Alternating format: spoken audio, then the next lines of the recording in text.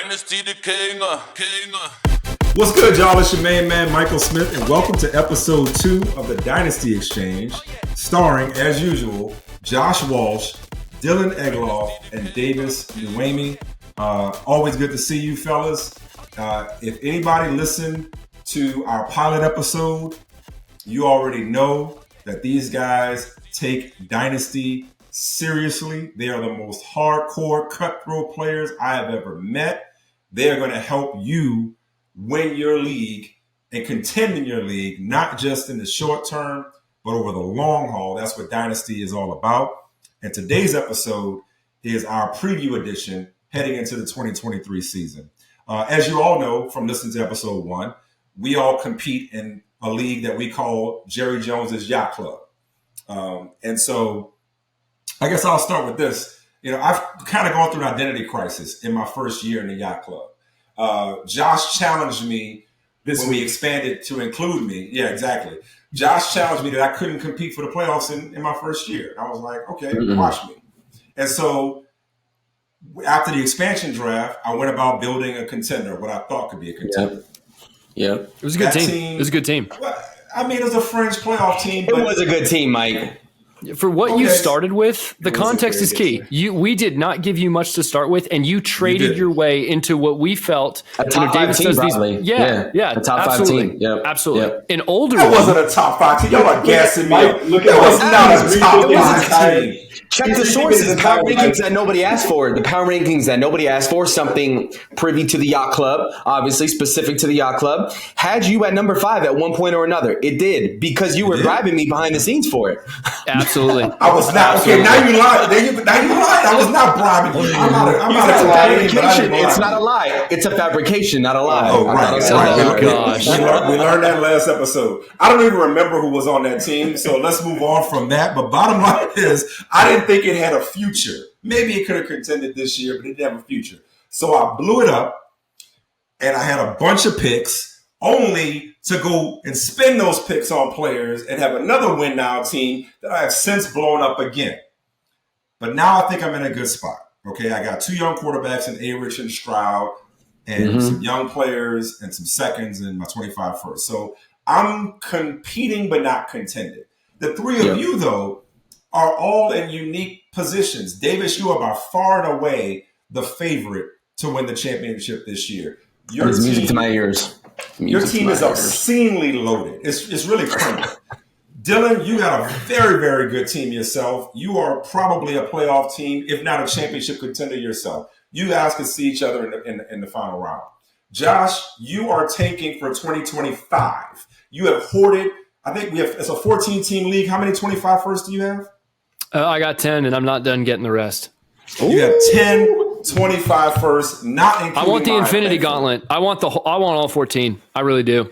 So I love that you guys bring different perspectives to this first question of episode 2, which is like, give our listeners one bit of advice, one bit of Dynasty-specific advice heading into the 2023 season.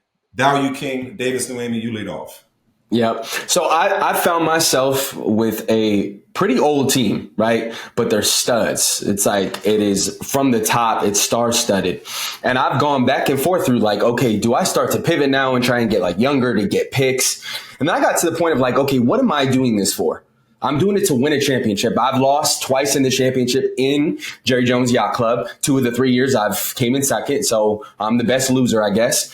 But I started asking myself, I'm like, man, why would I be pivoting down? Like if I'm trying to win a championship. So what I'm saying to you is, if you are in contention and you are going for it all, get the best players on your team, regardless of their age, if they give you a chance every single week to win that week, right? I want the Derrick Henry. I want the Christian McCaffrey. I want the Keenan Allen, even at the value that you can get a Keenan Allen for a second rounder. Please give me Keenan Allen, because he could probably get you 20 points in a week. So that's what I would say is, don't get caught up in, yes, I understand we're going to have to look, 2 to 3 years down the road, but don't start selling away the opportunity for you to win any given week because of the stars that you have on your team, just because you're trying to get some seconds or first in the future. Dylan, what are you thinking about that? Yeah.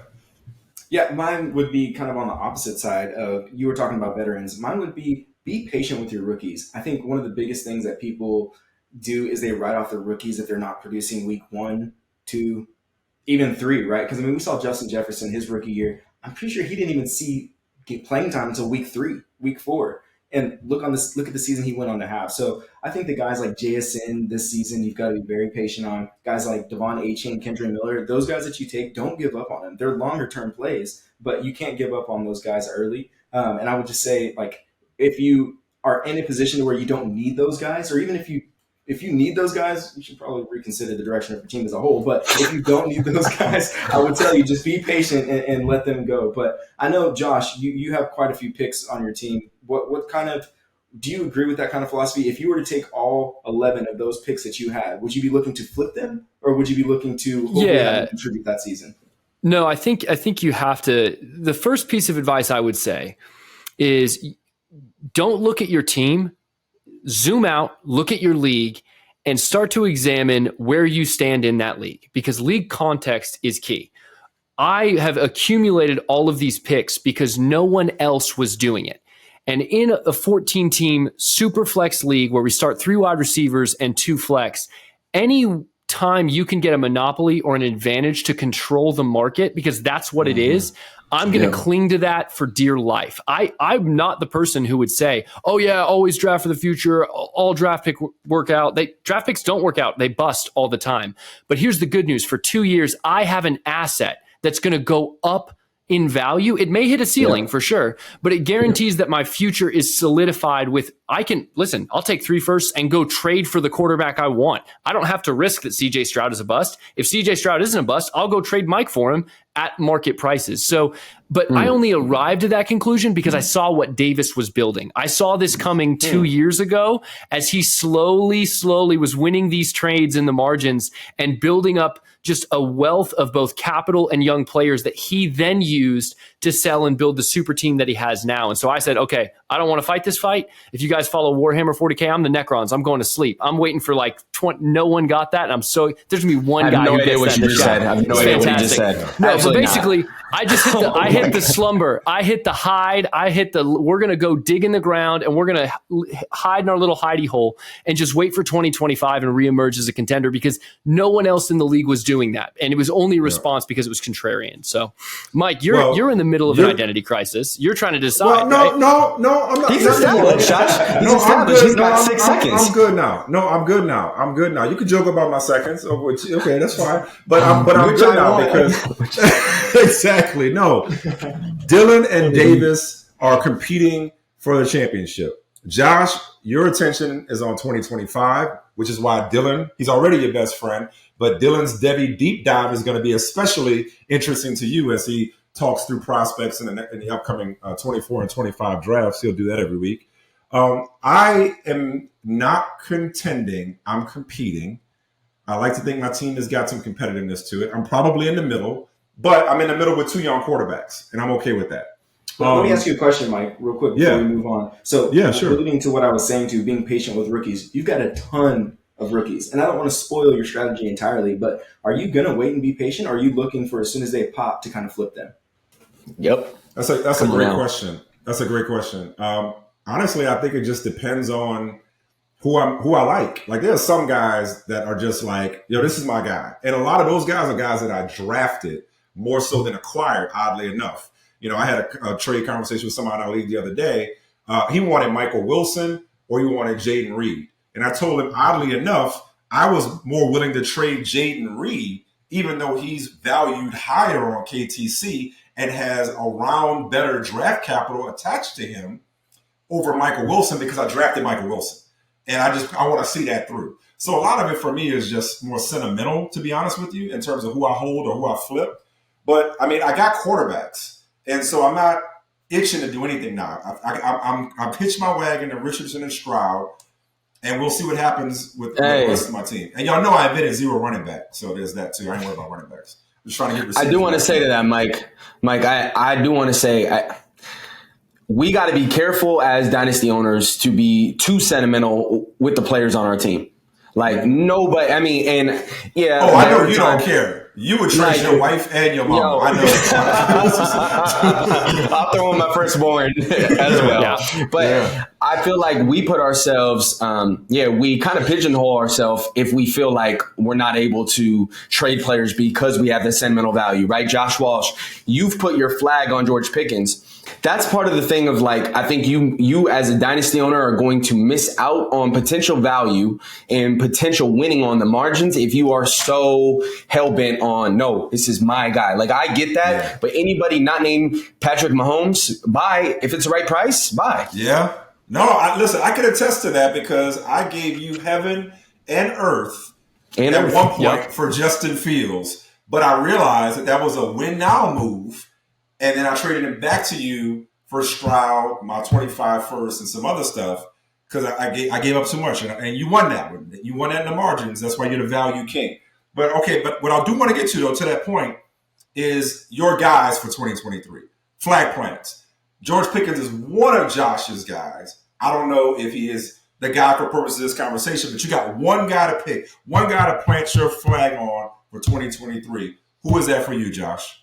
Yeah, so Davis alluded to my love of George Pickens. He's not my guy for 2023. I love George Pickens and what he will turn into, and I believe I'm not going to sell him at what he would go for now. I want to sell him at what he will become. And I believe, you listen. Part of Dynasty is watching players develop. It's about watching players develop. Haven't you been offered 2 firsts for George Pickens? Like, you've been offered 2 firsts, right?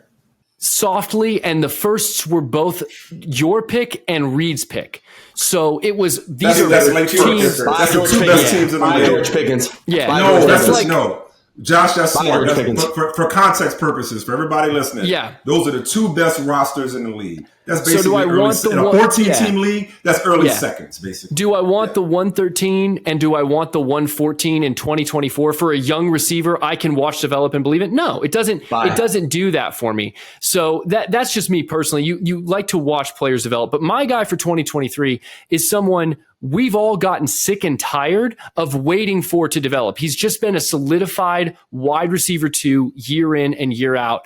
But I started looking at the history. I started looking at some data. I'm a numbers guy. I'm so sorry that we play a game related to numbers. But DJ Moore is without question the guy you need to go get right now for 2023 because you will not be able to trade back for him. Listen, it's just a fact. How many times do we have to learn this lesson where there's a receiver who's a high-end wide receiver 2 that goes to a new situation for a young quarterback? We're talking Stephon Diggs with Josh Allen. We're talking A.J. Brown with Jalen Hurts. To some extent, you could argue Marquise Brown at the start of the season with Kyler Murray and what he was trending to do. But it happens every year, and we're hesitant to trust it. I myself did not trust that A.J. Brown, who was wide receiver 11 in his best year in fantasy, going to the Eagles would catapult him into a top 5 dynasty wide receiver. I believe the Bears traded for DJ Moore and then didn't take JSN because they are going to force feed DJ Moore targets. They got their guy. He's going to help you win now, and he's only 26-year-old coming into his prime. So what has held DJ Moore back, as we all know, is mainly quarterback play in Carolina. I don't think anybody questions DJ Moore's ability, but do you think that Justin Fields is that guy? Okay. Dylan is like strong no. So Justin Fields is not the guy to bring it out of. Spoiler alert. We'll save that for later. Go ahead, Dylan. Why is Justin Fields not? We'll get into it now. Go ahead.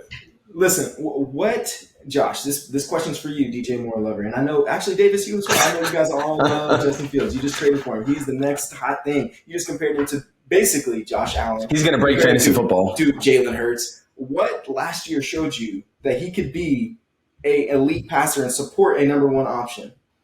No, you just made my point. You just made my point for me. He was elite for fantasy, and he did nothing in the passing game. So they went and got him a weapon to help him do that. DJ Moore is going to be force-fed targets because they have nowhere else to throw to. They're going to build the offense around DJ Moore. You got to remember, Dak Prescott, when he didn't have Amari Cooper, he was trending for like 3,800 yards. It wasn't going good. They had to bring in Kellen Moore. They had to bring in weapons. Josh Allen, same thing. Jalen Hurts, same thing. Jalen Hurts hit 4,000 passing yards. He's only been a starter 2 years. For the first time last year when he had the weapon to do so. I know you're proud of the trade you made with me to give me the speculative ad of Chase Claypool. But when Chase Claypool is your best healthy weapon, you and I both know, why would you pass when you can tuck the ball and run for 1,100 yards on the ground as a quarterback? So Justin Josh, Fields what is like just an used what outcome he that had. you're looking for? So what are you looking for DJ Moore? Like, what are you expecting him to finish as this year? My friend, here's the great news. If DJ Moore doesn't work out and hit his ceiling, is he really going to be worse than wide receiver 24 with like PJ Walker like he was last season? I believe DJ Moore's ceiling is a top 10 wide receiver, probably wide receiver 8, 9. I think it'll have to be on touchdowns. Justin Fields last year, he had 2,200 passing yards. That's okay. 17 touchdowns, 11 interceptions. That's not convincing me. The year before, it was his rookie year, he didn't play the whole year. I get that. He had 1,800 yards, 7 touchdowns, 10 interceptions. 10 interceptions, 11 interceptions, 2,200 yards. I just don't see it. I don't understand. Just because he had 1,000 yards on the ground, all of a sudden he's going to be a great passer the next year. The math ain't math. And I understand. I don't need him to be a great passer. I just need DJ Moore to be the primary target. He can throw for 3,000 yards. That's fine. So Josh, just for clarity, you have DJ Moore jumping into the top 10 dynasty receivers, or is he just a top 10 finisher this year, or is he a top 10? I think it's going to be on the bubble. I think it's going to be a little bit of both. I really do think he'll be in the top 12 dynasty wide receivers. I think that's actually easier if he takes the leap. In redraft, it's going to be tough. I think he's anywhere from wide receiver 8 to wide receiver 14, depending on your league format. I think he's going to get touchdowns. I think the reception, if you're in a PPR league, I don't think DJ Moore's catching 100 passes, but 80, so absolutely. Fields is top 10. Dynasty? Yeah, the quarterback 4 in our league scoring last year, because we played with yardage bonuses. I do believe Justin Fields, who was already a top 10 quarterback, already a top 5 in our league, will maybe even be in the top 3 in our scoring format. So everybody know this now. This is going to be a running theme all season, and we're not done talking about Justin Fields in this show. Justin Fields is going to be a lightning rod on this here program, especially between Josh and Dylan. Dylan, who is your guy for 2023? My guy, since day one, being the prospect guy that I am, I'm pounding the table for Anthony Richardson this year. I think Anthony Richardson, listen, there's been a lot of speculative things about him, he's not a consistent passer, he doesn't have enough experience, he only played one season at Florida. But listen, you've got to get rid of all that. You've got to look at the tape. Look at the tape solely, and you will see how the talent is undeniable. And I think all of us could agree, the talent with Anthony Richardson, the throws that he makes, what he can do at 6'5", 245 pounds as a quarterback, undeniable. You want to talk about Justin Fields breaking fantasy because of his rushing ability? What do you think a linebacker-sized quarterback that runs a 4.5 is going to do in the league? I just think this year he may take a little bit to develop. I think he will have some learning curves in the NFL. I don't suspect him to come on the scene and just be immediately effective. But you put him in that offense with Shane Steichen, which we remember who Steichen coached last year, right? A guy by the name of Jalen Hurts, and made him a great passer.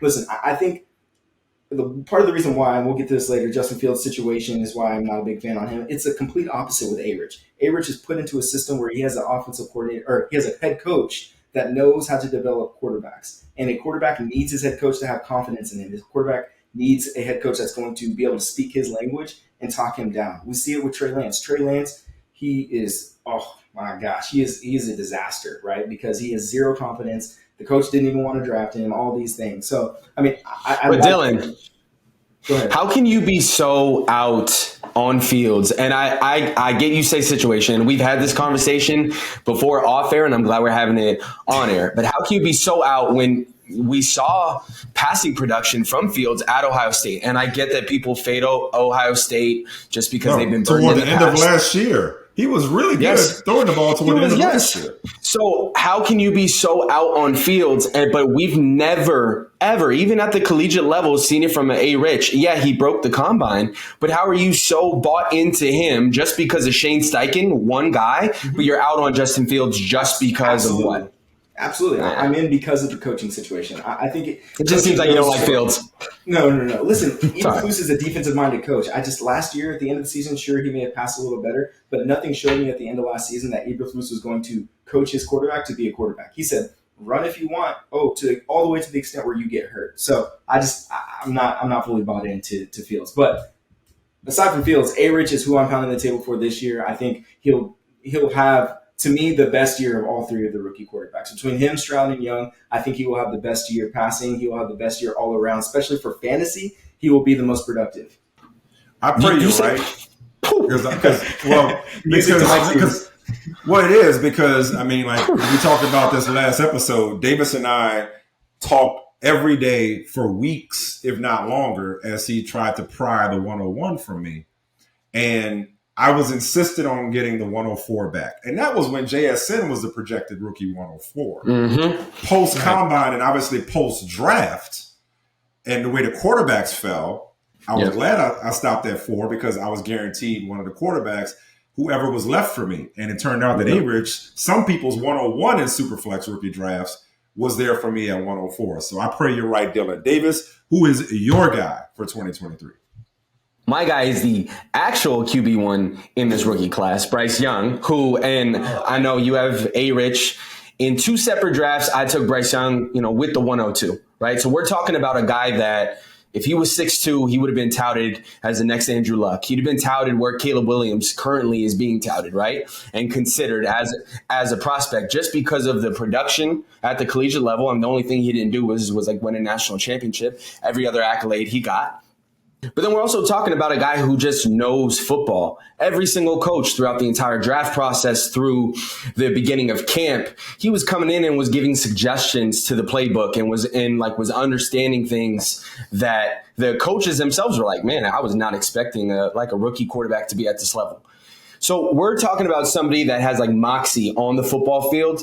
And then you want to talk about good situations. You bring up Shane Steichen. Let's talk about who's in the room with a Bryce Young, correct? We're talking about a Frank Reich who's worked his entire career, with quarterbacks like a Peyton Manning, Andrew Luck, Phillip Rivers. We're talking about Thomas Brown, who was just working under Sean McVay, who's now his offensive coordinator. We're talking about a Josh McCown, who's his quarterback coach, and then Jim Caldwell. So you're talking about 4 football savants that are inside this room with probably the most brilliant football player that we've seen in the last couple years. The man is set up for success. The only thing that's holding him back, and I get it, is not having a ton of weapons currently.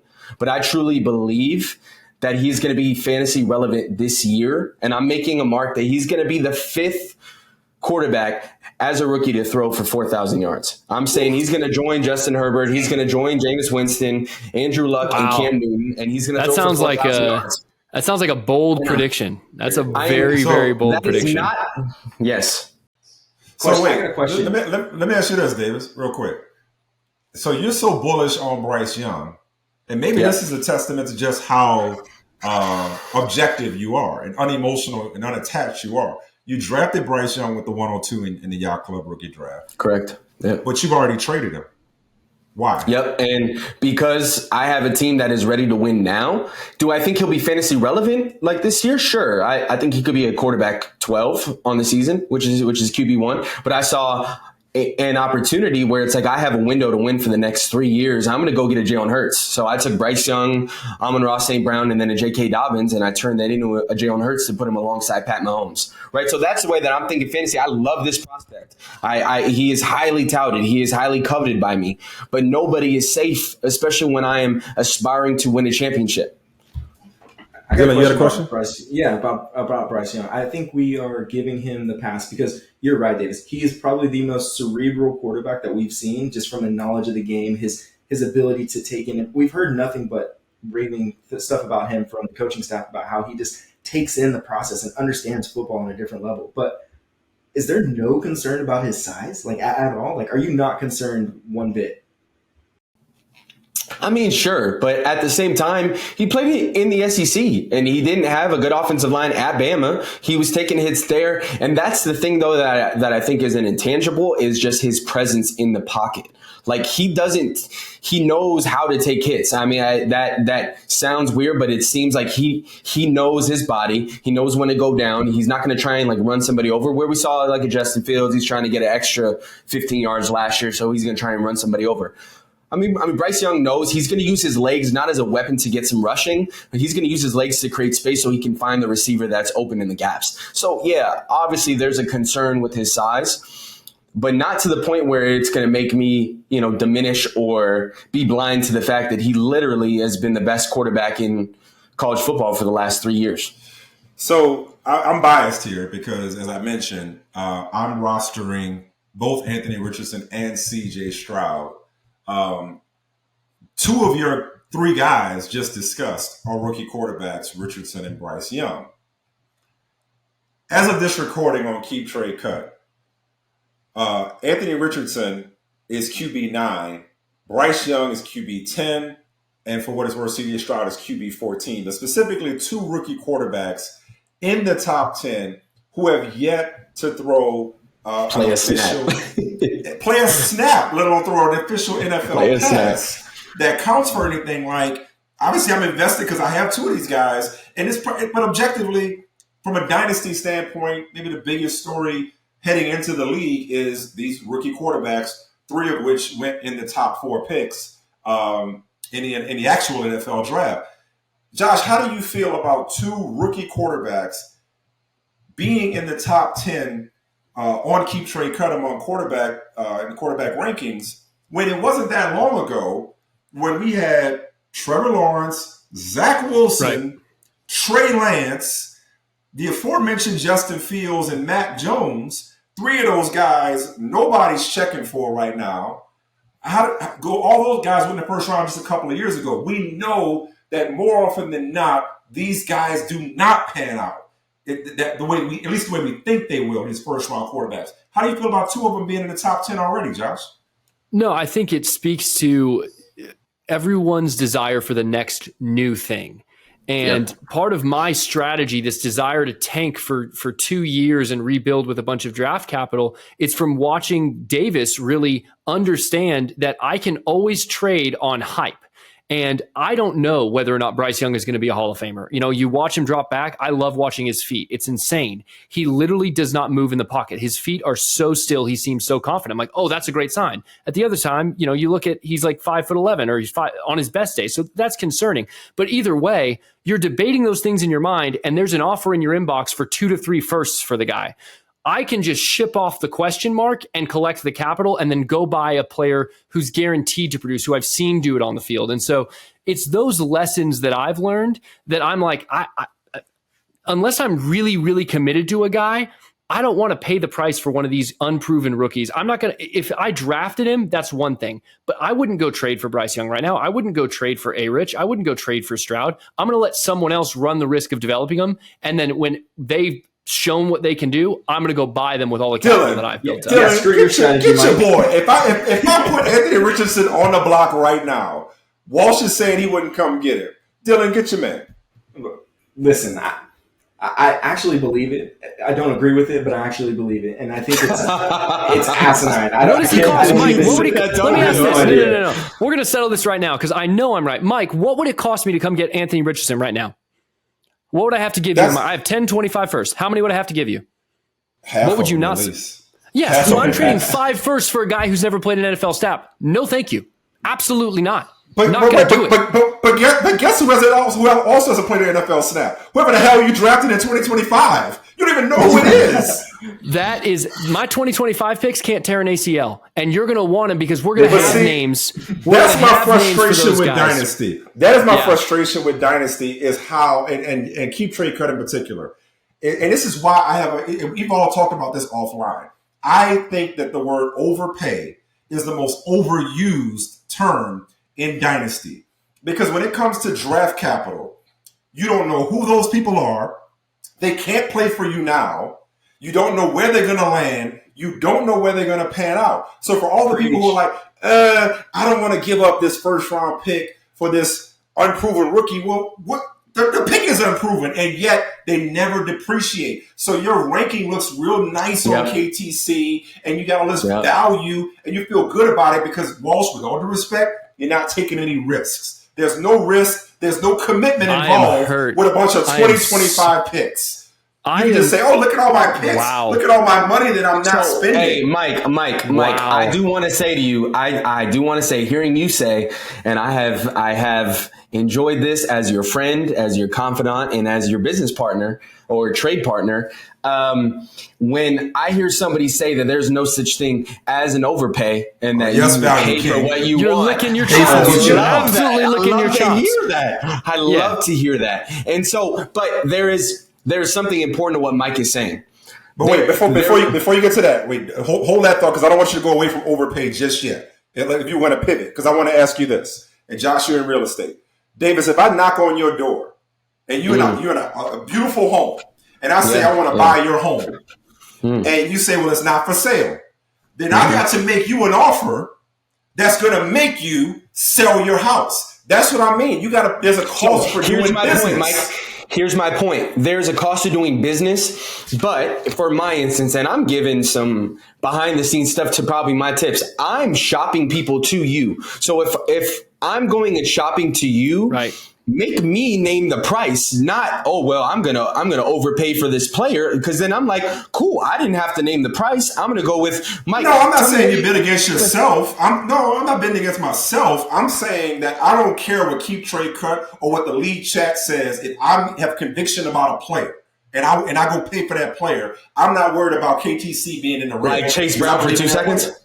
Like Chase Brown for 2 seconds, sure. Right? Well, because you drafted Chase Brown in the second this year. So if I wanted, this is, by the way, context. This is when Joe Mixon's future was up in the air.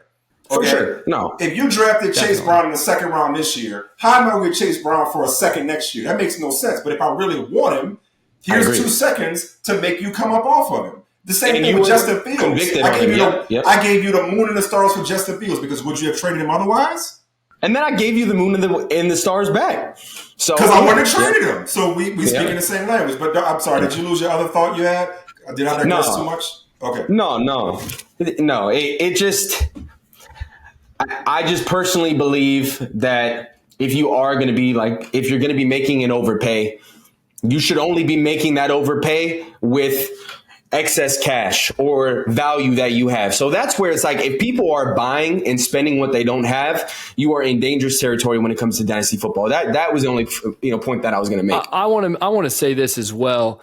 Every league is its own economy, and you can really run comps on what a player is worth because your scoring settings are going to be different. The amount of guys you can start, sit. So an overpay is going to look different in every league. To me, what an overpay is it does exist, and it's quite simple, is if you pay so much for one player or one thing that you can't compete with it, if it doesn't achieve what your season goal is, don't do it. I'm okay with blockbuster trades if it's going to get you over the hump. If your goal was to win a championship this season, go spend whatever you have, empty the tank to go get that one player you need. Amon-Ra St. Brown, J.K. Dobbins was technically an overpay on KTC for Hurts, correct. Right? But for you, now you have Patrick Mahomes and you have Jalen Hurts. You can say F them, picks and all that, and you can just I thought picks was a cuss word for a second. When you say F and X, it gets scary. But my point being, like with Davis, that's not an overpay because his goal is to win a championship. He has the window opening. And when you called me a coward, I'm not going to say it hurt. It's just it's a chance for me to educate you. You said it was cowardly. I didn't say cowardly. No, I did not. What did you say? It takes no conviction. What was the exact statement? I'm just trying to say taking a risk. Taking a risk. Okay. Cool. Okay, listen. No, I'm not offended. I'm not hurt. I'm not. So many words I may have called you a coward. Okay, maybe. Yeah, here's what I want to say. It's okay. You're learning, Mike. You're new to the league. It is very difficult to commit to a long-term strategy. It's something you've struggled with. You've sampled putting together a playoff team. You've sampled putting together this. To sit and watch your value slowly go up over time. I want to build a championship roster. I don't know with 10 first how I can do that right now. So what I'm going to do is focus on winning on the small players. I'm going to go win on the waiver wire. You've seen me trading for fab. Every league is different. You've just got to find the route you have to a championship, whether it's this year or if it's going to be a couple years down the line. No, I definitely respect your conviction because you've been very disciplined. Once you pick that course, at some point this offseason, you have not wavered from it. I'm just messing with you. I just want to see. No, I know I wasn't. Put offer in my inbox. You coward. Oh yeah. I want to play a game of this year's. We talked about who your guys are, but I want to play a game of this year's, and we're talking about guys whose dynasty value was dramatically different, for better or worse, after last season and going into this season. So we're gonna pick this year's good and bad at quarterback, running back, wide receiver, and at tight end. All right. So let's start with quarterback, and we're going to do two Joneses. Who, Josh, is this year's Daniel Jones? We shouldn't have to explain, because this is for the hardest of hardcore players. We should not have to explain the situation that Daniel Jones found himself in this time last year, and how Daniel Jones is being viewed in startups and in general at quarterback this year. So who is this year's Daniel Jones? Who's going to make that leap? No, absolutely. And to me, the answer is very simple, because it's Kenny Pickett. And the reason it's very simple is because the offense around Kenny Pickett has gotten so much better, and we're already seeing signs of that in the preseason. But you just go look what the Steelers did. They addressed the offensive line. They got him Broderick Jones. Daniel Jones, what he was struggling with was stability. Completely. They had to address the offensive and defensive line for years with the Giants, and the ultimate catalyst for his ascension into dynasty relevance for years to come is not just the contract, but it was also Brian Daboll. Kenny Pickett, unfortunately, is not getting rid of Matt Canada anytime soon. But the reason I have confidence he's going to make the leap is Mike Tomlin is, in my opinion, the best coach in the NFL. When you factor in likability and respectability, Mike Tomlin knows what he's doing. They've surrounded Kenny Pickett with weapons. They've given him a chance to develop. He had a really, really rough rookie season, but at the same time, there was reports coming out that they didn't even have hot routes last year because they made the offense so vanilla for Mitch Trubisky, as well as Kenny Pickett learning and developing. He's in a stable franchise. They've put stability around him. I think Kenny Pickett has a very, very solid year and solidifies himself as the franchise guy for the Steelers. And if you're a fan of football, if there's a franchise guy with the Steelers, he's going to be valuable for years to come. I don't think Kenny Pickett is going to be a top 10 dynasty QB, but this is a guy who can be in the top 14, in the top 15, very valuable and steady for you at Superflex. He's got Deontay Johnson, George Pickens, Najee Harris, Broderick Jones, and then that tight end who's acting like a tackle as well. So I think he's set up for success, and I think you're going to see the stability ultimately surround him as the season moves on. Josh sold me this pen, Dylan, then Davis. What do y'all think of that argument? I was just about to say the same thing. I'm convinced. I was actually talking to Davis the other day, and I was not high on Kenny Pickett. But, you make great points, Josh. And in regards to fantasy football, we forget about his upside on the ground. Like, he can actually run the ball. He didn't do any of that last year, but if you look back in college at Pittsburgh, he was notorious for that fake slide, and they had to reconsider the rules because he did that fake slide. So, he's got movement on the ground. He's got that rushing upside and the rushing floor. But I think you're 100% correct with the weapons that they added around him. And one of the differences for Daniel Jones last year was also that they drafted a tackle for him as well. So that protection is key in keeping their quarterback safe and gives them the confidence to be able to just drop back and actually make those throws. So I like it a lot. I know you're not as high on George Pickens, Davis, but do you think George Pickens is a difference maker? Do you think Kenny Pickett is a difference maker for George Pickens, I should say? It's not that I don't think George Pickens is a good wide receiver, and I know that you didn't say that. I just, being the former George Pickens owner, especially last year, had him on my team. He was not getting hyper targeted early on because you had a young quarterback. He's not getting separation, so he's just looking at Deontay Johnson, who's Mr. Separator at the line. He just didn't seem like reliable. He's more of a big play guy. But I do believe what like Josh is saying. I do believe Kenny Pickett can take that jump, which then would elevate the trust that he has with George Pickens, with his other weapons in that offense to make that jump this year. And I'm glad that you had touched on it, because the question I was going to ask is, well, what is his ceiling? Is he really going to ever get into that top tier of the QB1 category? But I do like the range, and I see that as possible outcome of QB 14 to QB 17, where you're just happy and comfortable having him as the QB2 on your team. Yeah. There's something to be said for a long-term contract. And the last point I'll make on it is we got to remember what gets quarterbacks paid in the NFL is winning games. Kenny Pickett didn't have a great stat line last year, but I do believe, and I want to stat check this, he had 4 fourth quarter comebacks that led them to victory. So he already showed the moxie to win games. And I think that the Steelers are going to win a lot of games this year because Kenny Pickett is just enough of a field general to get him over the hump. So listen, the best point you made, you made a lot of good points, but the best point you made is that organization. It's belief in an organization that knows what it's doing. Another organization that knows what it's doing traditionally, but the last few years has fallen on hard times, relatively speaking, is the New England Patriots. Conversely, to Daniel Jones is Mac Jones, who after the 2021 season looked like he may be the best of the 2021 rookie class that included Trevor Lawrence and Zach Wilson and Trey Lance and Justin Fields in the first round. Yep. But after last year, and a lot of it had to do with the Patriots and Bill Belichick's choice of offensive coordinator or offensive coordinators, as it were, Mac Jones has kind of like fallen out of favor with dynasty players. So who is this year's Mac Jones, Davis? Somebody who right now people are feeling and people are hot on, but after this year may come crashing down to earth. Yeah, and I'm very, very excited to have this take. I'm saying Brock Purdy. I'm saying the guy who is Mr. Irrelevant. Yes, he won every single game that he. This is spicy. This is spicy. This is spicy, and to be honest, there's not a ton of like numbers that I'm going to give you, Josh. I know you're big on numbers. I'm just going to give you a situation where we are dealing with a coach who. Literally, if he becomes out on a player because you have broken his trust, he will just move along because they have a window to win a championship. And that is his primary goal. Hence, signing Sam Darnold when you already have the number 3 overall pick from a couple years ago in a Trey Lance, and you have a guy that just won you however many games, 7-8 games, and then got hurt in the NFC Championship. They don't believe in him from a long-term standpoint. That's fundamentally false. They are completely agree. They are surrounding that room with the potential that he is not the long-term guy. Because they signed Sam Darnold? From you who was touting him before as, Sam Darnold he's got the moxie. He's a former first round. Hey, come on now. No. See, that's not what I said. Can I finish my take?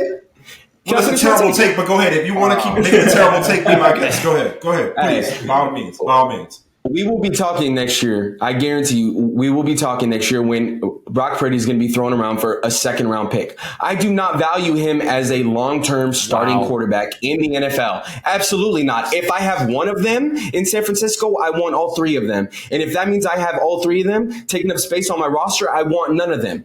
So that is what I'm saying about him is if he starts turning the ball over the same way that he's doing in camp right now, and yes, I get his camp. I get Trey Lance didn't look great. It's San Francisco's defense too.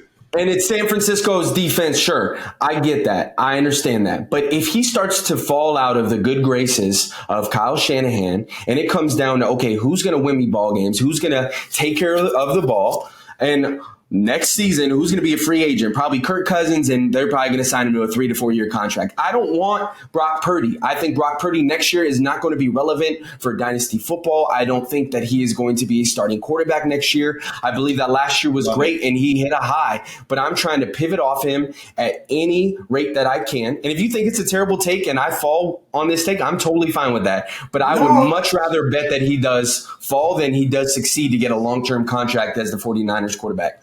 Let me clarify. I think it's a great take insofar as it's ghost pepper spicy. Like if you you went hard, and you make a compelling argument. Just point of order on a couple of things. Sam Darnold as the backup. See, okay, I told y'all long ago this offseason because in another league I took Purdy in the startup. And I traded for Sam Darnold while somebody else drafted Trey Lance. I said there's no competition for QB1. The competition is for QB2. Sam Darnold was not brought in because of Brock Purdy. He was brought in because Trey Lance can't play. And we haven't seen anything to the contrary yet. Who they don't believe in is the guy they traded up to get, which is Trey Lance. Yeah. I had a 49ers executive last year, the same game that I met Walsh on the field pregame at Seattle, tell me that Brock Purdy's floor was Ryan Fitzpatrick, and his ceiling was Drew Brees. So that organization absolutely believes in Brock Purdy. He just had to have his elbow reconstructed. So that's why they needed insurance in case he wasn't ready to play. Okay, so as San Francisco would like to say.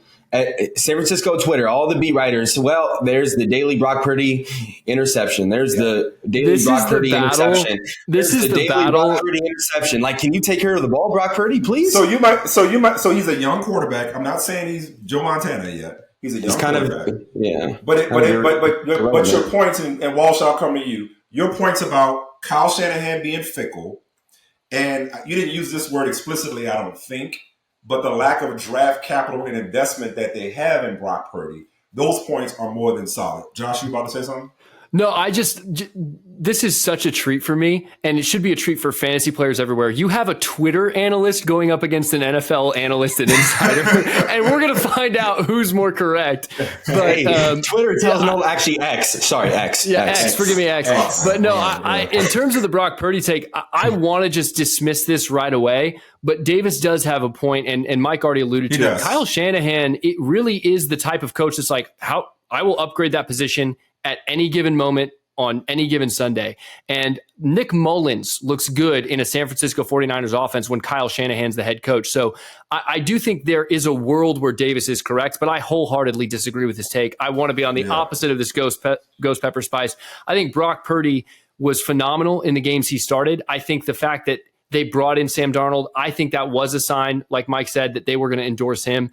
But to Davis's point as well, like if you sold Brock Purdy right now, the hype around him, most people feel the way I do. So you can get a great return and not run the risk that Davis is correct. And like so 2 firsts or 2. All right, here, I almost did that 2 firsts. I know 225 first or Brock Purdy for you. And exactly. And I was genuinely debating that trade because it fit my timeline. It fit what was going on with my team.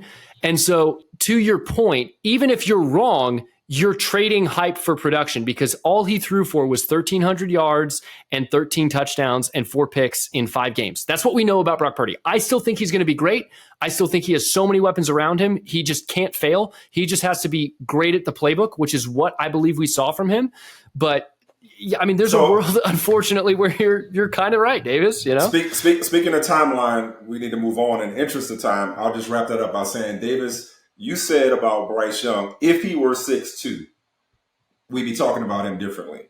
Because if was the 5th, we'd all be drunk. Likewise, if Brock Purdy had not been drafted as Mr. Irrelevant, I do think people in the Dynasty community would view him differently. But Josh, keep the ball, because I want to ask you who is this year's Josh Jacobs, who went from playing in the Hall of Fame game to lead the league in rushing.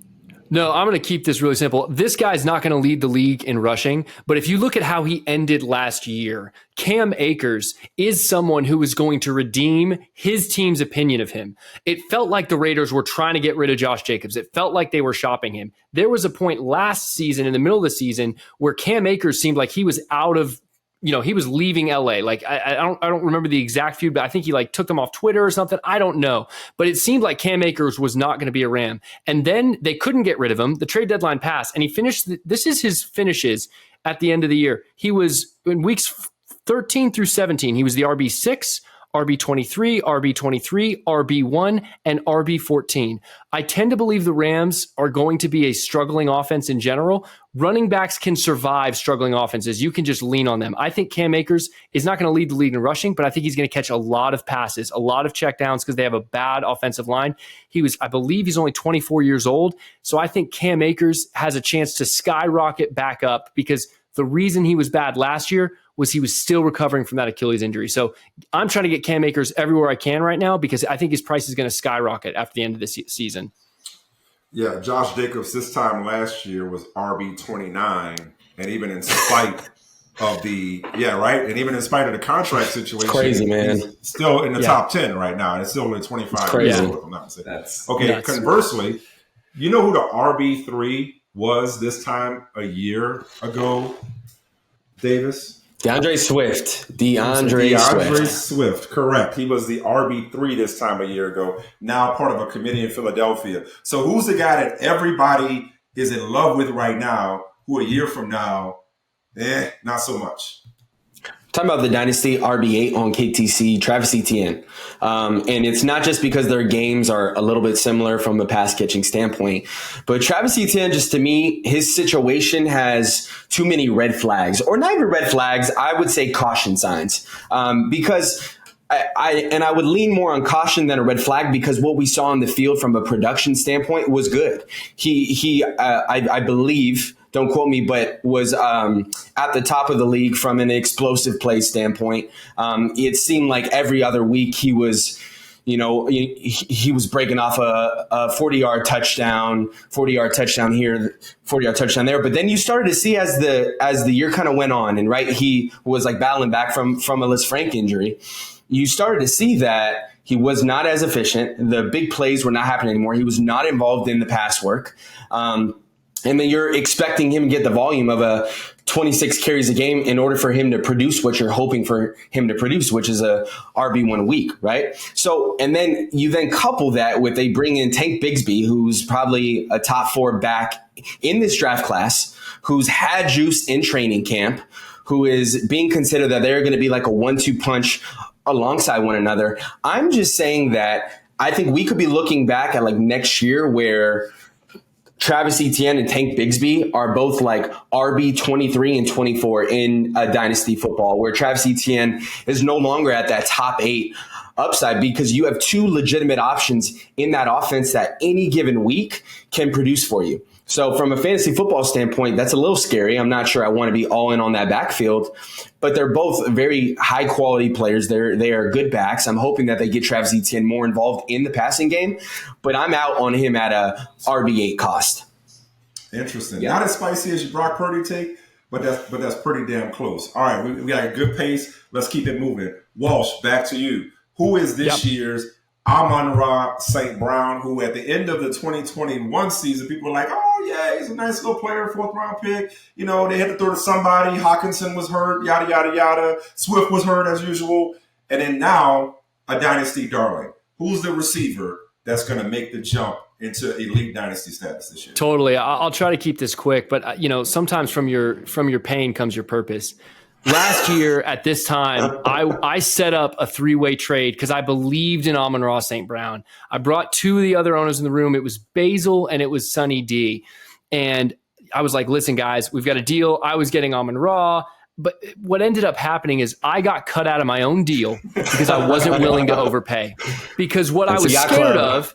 I got completely cut out of my own deal. And I was like, it's fine. Basil overpaid. He's a fool. And the reason I thought he was a fool was because Amon-Ra St. Brown didn't have a great rookie year until the end of the season. And he scored 5 touchdowns in 6 weeks at the end of the year. You want to know the player we're all scared to trust because he had similar production all in one small stretch of time? That's Christian Watson. Christian Watson is not going to be a PPR machine. He's not going to have the targets Amon-Ra St. Brown has, but this is a big play waiting to happen on any given snap. Christian Watson right now, I believe, is a wide receiver upper 20, something like that. He doesn't have to finish as the wide receiver 10, the wide receiver 8 in normal redraft leagues on the season for him to skyrocket in value. You connect a successful season from Jordan Love to Christian Watson putting up near double-digit touchdowns. Yeah, that's what I was going to ask you. I believe it'll happen. Absolutely. Christian Watson's going to develop. I mean, just look at what he did. It was like 3 touchdowns, 2 touchdowns, 1 touchdown, and we're all scared because you're getting the ball thrown to him from Aaron Rodgers, from literally probably the top 5 quarterback of all time, and now you have a guy who. Aaron Rodgers is a great QB, but at the same time, you have to look at who's the offensive play caller. Christian Watson and Jordan Love have the exact same offense they were running last year, and Christian Watson was such a raw prospect. You remember the start of the season? He couldn't catch the perfect pass from Aaron Rodgers. So I just think that Amon-Ra presents such big play upside and touchdown upside, he's going to skyrocket in value. Yeah. Great way to sell me this pen. Dylan, last episode we learned that you and I have made 50 trades this offseason and counting. As I recall, one of the first few trades we made was me prying Christian Watson from you. Probably overpaid, quote unquote. You buying what Josh is selling us this pen on Christian Watson. You buying it? No, I mean, part of the reason why I moved off is I just don't know if it's actually sustainable. I don't. First of all, we talked about it. Jordan Love is not Aaron Rodgers. That is the biggest difference for me. And I personally do not have the confidence that Love makes this drastic jump and is going to be what Christian Watson needs to produce. I think he has safe guys like Jaden Reed and Romeo Doubs that he's going to be able to dink and dunk to. And don't get me wrong, I'm not saying Christian Watson, I'm completely out on him. I'm not. But I do not think I think he is at best a middling back end wide receiver 2. I don't see the upside there to be a high end wide receiver 2 or a wide receiver 1, even at that. It's just you're banking on those big plays. And the correlation, Josh, is we're talking about like Amon-Ra St. Brown. He cemented himself now to the top 6 in Dynasty football. So are you saying that there's actually a path where Christian Watson next year could be a top 10 Dynasty wide receiver? Is there a path? Absolutely. Would I tell you to hedge your entire future on that? No. Okay. But I would say high-end wide receiver 2 is a lock. Absolutely. Especially in dynasty value, because the Packers offense has stability. And that's my entire argument. And not just because of the QB, but because of the head coach. Okay. Conversely, this time last year, and I remember being at Rams camp when he was all the rage, Allen Robinson was freed. Oh, gosh. He was freed. It was like, oh, he finally got out of first it was Jacksonville, then it was Chicago. It's like, hey, he's never had good quarterback play. He goes to LA, he's gonna eat opposite Cooper Kupp. From Stafford. From Stafford, and so many people jumped on that hype train and were heartbroken by Allen Robinson. I'm putting you on the spot, Dylan. Who is this year's Allen Robinson? Who's the guy that's gonna disappoint at wide receiver? So this guy drop in the dynasty rankings. Yeah, this guy's actually had great quarterback play, and he's produced when he's on the field. But the problem is when is he on the field? And this guy is Mike Williams. I personally have about had it with Mike Williams. I personally am O-U-T out on this guy. They just drafted, and listen, I've been a Quentin Johnson hater a little bit, but yes, you have. And despite him dropping passes left and right at practice, that's beside the point. I actually like him as a prospect. I think he can do exactly what Mike Williams does, but he's a younger, more healthy version and can actually stay on the field. And so I think he's going to overtake that Mike Williams role. And I think them drafting Quentin Johnson was more of a, hey, you know what? We can't rely on you. We just paid him. They paid him a ton of money, and there's really no out in his contract, so they're kind of stuck. But I think this is more of an insurance policy with Quentin Johnson, and I don't think that they're going to let money get in the way of them. If Quentin Johnson outperforms Mike Williams, I would not be surprised if Mike Williams is on the trade block for someone to go get. And as long as he's in LA, I am OUT out on this guy. I just don't see the upside for him. But Dylan, we're talking about a Kellen. Sorry, Mike, go. No, go ahead. Go ahead, Davis. You got it. No, but Dylan, we're talking about they just got Kellen Moore there, right? And on the other end, yes, we were talking about Keenan Allen, right? If you're like a win now team, go get a Keenan Allen. But he's 31 going on 32. So he's going to be out of the league or at least fall off the cliff at some point soon. He's usually not available either because he's got soft tissue injuries. So the upside with Mike Williams, I feel like saying he's the next A-Rob, that's assuming that a guy who's 27 or just turned 28 is just going to fall off a cliff when he is on the field, he produces. And it seemed like he's the favorite target of Herbert, at least down the field. So I'm just curious why he's going to fall off the cliff to the point where like Allen Robinson went from last year at this time, KTC, he was wide receiver 36, and now he's wide receiver 120. Right. So like, how is that going to happen? Mike Williams is wide receiver 40 right now. So similar range as Robinson was last year. So. Yeah. And so I would say to answer that, I think we've seen Mike Williams, his trajectory, even though he's produced, has already fallen. Like no matter what, every year he produces and he has these little spurts. Like at one point last year, he was a top 5 wide receiver in fantasy, and he's still wide receiver 40. So if he has that upside and he's doing that, but then they just drafted a younger guy who's the exact same size, the exact same build as him. They're both sure. I believe they're both 6'4", 215. I think Mike Williams may be 213, but they're the exact same build. I didn't think I was going to defend Dylan on this take because I do like Kellen Moore, and I think there's going to be plenty of passing to go around. But there's a massive difference between a player's on-the-field production and his dynasty perspective. And I think Dylan nailed it with that. They've drafted his replacement. I think it's just that simple. Even if he does have a decent year where you can start him in redraft or you can use him in your flex this year, does anyone want the long-term play of Mike Williams? I certainly don't. So I kind of buy into what Dylan is saying, that even if he produces, it's going to be outshined by what Keenan Allen does, what Austin Eckler does, and what Quentin Johnston will develop into. Yeah, I got a question for you guys. He's at wide receiver 40. What would he have to do this year to increase his value? See, that's a great point. He'd have to stay healthy the whole season and be the primary target. And I just don't see that happening. So, that's where I agree with your argument. And he's only going to be a year older from now, a year from now. So this is self-explanatory, Josh. This year's Evan Ingram at tight end. Yeah, for me, this was a really, really challenging one. And I don't know that I could have found a perfect guy, but I was actually talking with Davis a lot. And really, this is more of Davis's, view, but I'll sell it because that's what I do. Hayden Hurst has an opportunity with the Carolina Panthers to be like the number 2 guy in targets. He might even be the number 1. Bryce Young is a very competent field general. We saw that in college. Hayden Hurst flashed when he was with the Bengals. And so I tend to believe that Hayden Hurst at least presents the opportunity to soak up a bunch of targets from a young QB who's learning an offense and learning to attack the middle of the field. So Davis, do you have any additional thoughts on my Hayden Hurst love that I've essentially borrowed from you, I will admit? No, I'm just looking at a guy who's in that tier of like, I believe Evan Ingram last year at this time was tight end 28 or so. Hayden Hurst is down there in the 30s, but he has a path. He just signed a 3-year contract, $21 million, and is playing with a young QB who's probably going to be like looking in the intermediate routes in the middle of the field. And Hayden Hurst, when he's lined up against the linebackers, I see him getting open for him, first round pick. I think there's a path to him getting a ton of targets in that offense and being like a red zone target as well. So for me, that's pretty easy. Yeah, I agree. I also like the guy that replaced Hayden Hurst in Cincinnati, Irv Smith, to maybe, if he could stay healthy, to maybe break. How many times have we traded him, Mike?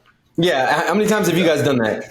We probably swapped Irv Smith back and forth about 6 times. Yeah, y'all didn't get to 50-plus transactions by just making all good bid. There was a lot of repeat business. Right. It was not different dudes every time. But back to you, Dylan. Let's finish up this year's segment here. This time last year, the tight end 13 on KTC was Albert O. Who is this year's Albert O at tight end? Yeah, I have a feeling that Broncos offense is just going to haunt us for years. And I'm going right back to that same well, and I'm going to say Greg Dulcich.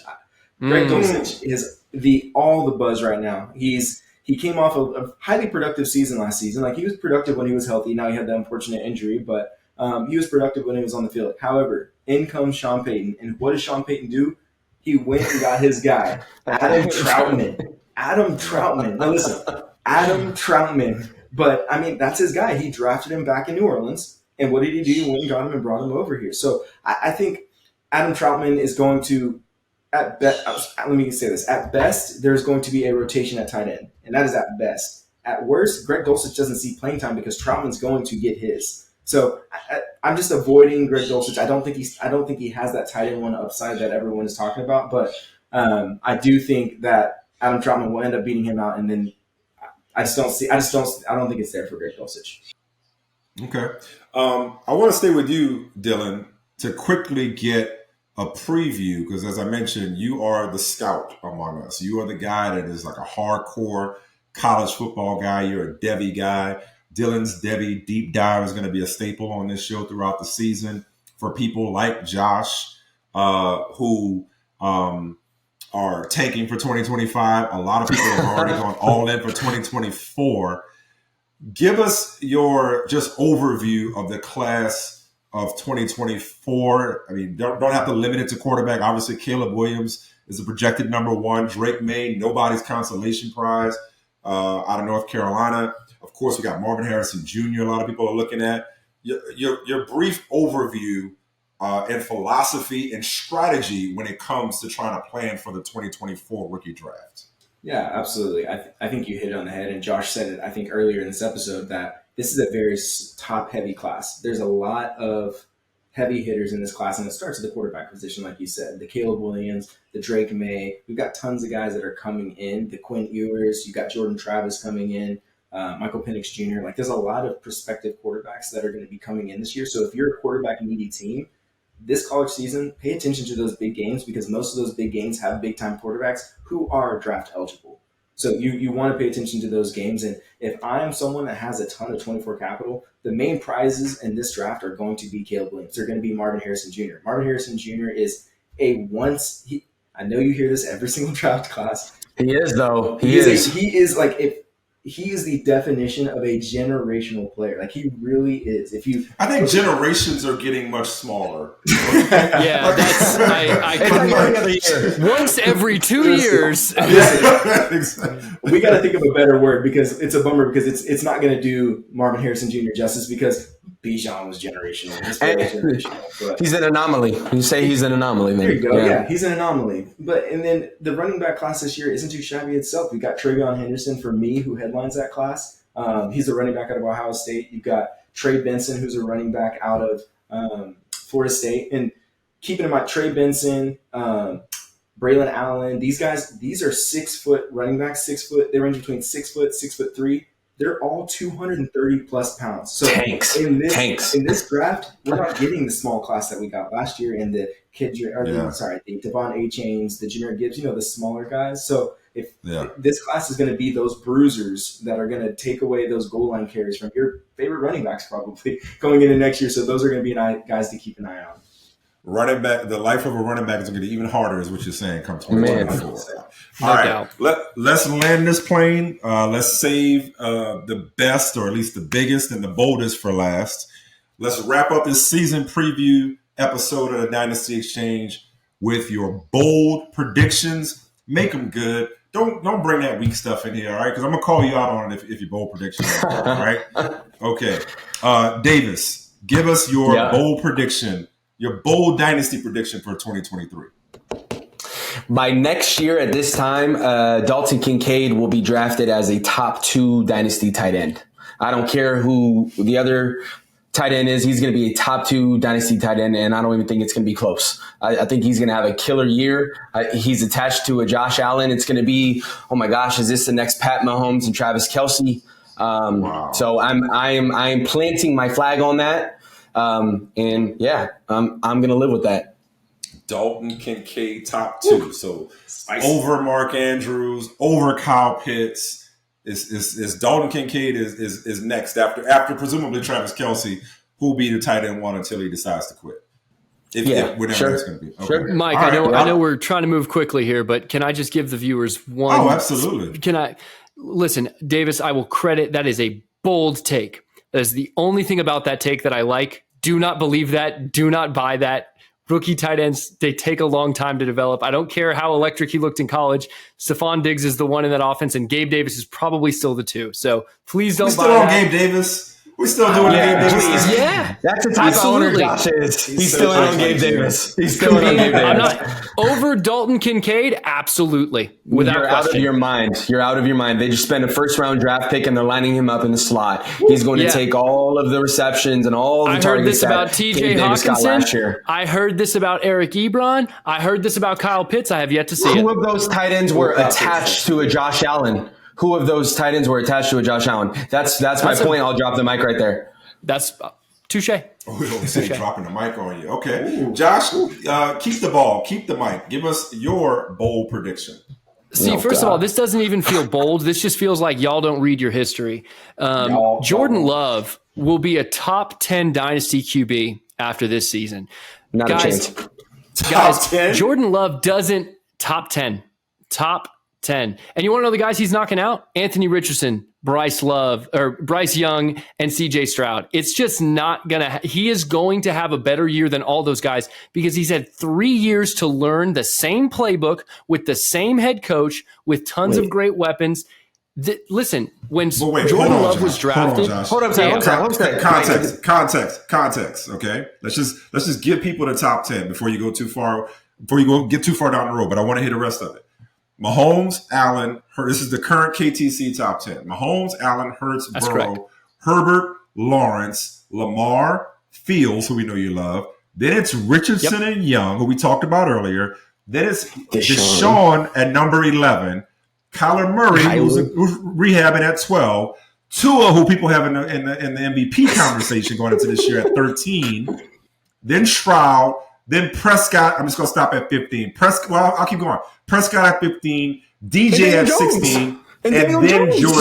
Daniel Jones at 16. Then Jordan Love is at 17 as of this recording. So not only are you saying he's knocking out Richardson and Young from 9 and 10, but you're saying he's skyrocketing past Watson, Murray, Tua, Stroud, Prescott and Daniel Jones. You were saying. Absolutely. Yeah, no, I want to thank you in advance, Mike, for all the other shows you're going to be on propagating this propaganda for me. Because here's the deal. Here's the story. The narrative is already written. We all know it. Who's been the last 2 starting quarterbacks for the Green Bay Packers? Oh, God, Aaron Rodgers, Hall of no. Famer. Brett Favre, Hall of Famer. And listen, the degenerates might know better, but if Jordan Love just throws for 3,800 yards and 25 touchdowns, we're all going to autocorrect and be like, this is the next Packer great. I don't care about whether or not he has an incredible career. I care about where the hype is going to take him. He does not have to be electric for fantasy. He has to be above passable. He's a young QB surrounded by young weapons, and the Packers don't often miss. You can sell that whether or not he is that by the end of the season. You're welcome. It seems like your explanation was just a justification for your Kenny Pickett, who we all agreed QB 14 to QB 16 range. So Jordan Love and Kenny Pickett are synonymous, right? Not remotely. Kenny Pickett is with the Steelers. The Steelers aren't going to have a high-flying offense. Ben Roethlisberger was never a fantasy football great. He had some good career years, but Aaron Rodgers and Brett Favre, I mean, what are we talking about here? These guys are, some would say, Brett Favre may have moved off this. Both of those guys would be eligible for the Mount Rushmore of quarterbacks. When Jordan Love is mentioned in the same breath, only because of Narrative Street, that's going to move the hype machine forward. Davis, you know this. You're in our Dynasty chat all the time, posting Twitter videos all the time. What do you think? The NFL writes scripts. They wrote the script for Jordan Love, Josh, top 10 QB.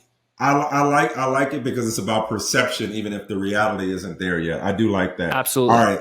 Last but certainly not least, Dylan, take us home. Your bold prediction for 2023. Listen, I've already pounded the table against this guy. My bold prediction is this time next year, so we're talking about August 2024, Justin Fields will not be a top 12 dynasty quarterback. He will be exposed. He will be shown that the organization actually does not believe in him and that they will move on and go into a different direction if they have the opportunity to do so. I do not think he proves himself as a passer. I think he regresses in the running game, and I think that the Bears need to win. Eberflus needs to win games or he's going to be out of there.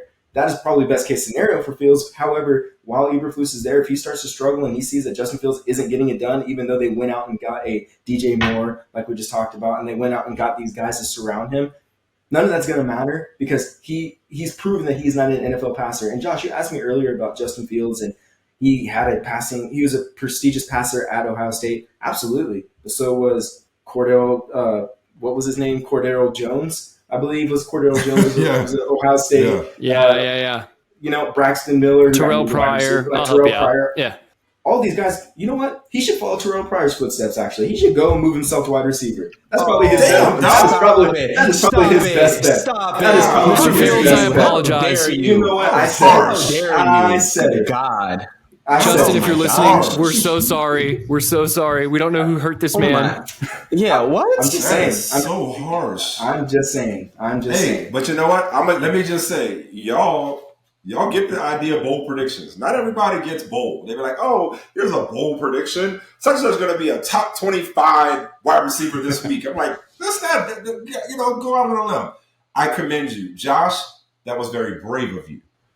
See what I did there? Full circle. Very brave of you. Oh, thank you. Yeah. Mending fences for a trade later. I respect it. Exactly. As soon as we hang up, I'll call you about some 2025 first. Fellas, great job. That'll do it for episode 2 of the Dynasty Exchange. Subscribe, give us 5 stars, leave positive comments or negative, but whatever. Just, tell us what you think. Argue with the takes in the comments and in the chat. Follow us on all our social media channels. We appreciate you coming on this Dynasty journey with us. But hopping aboard Jerry Jones's Yacht Club. We appreciate you. We'll see you on episode 3. Be good.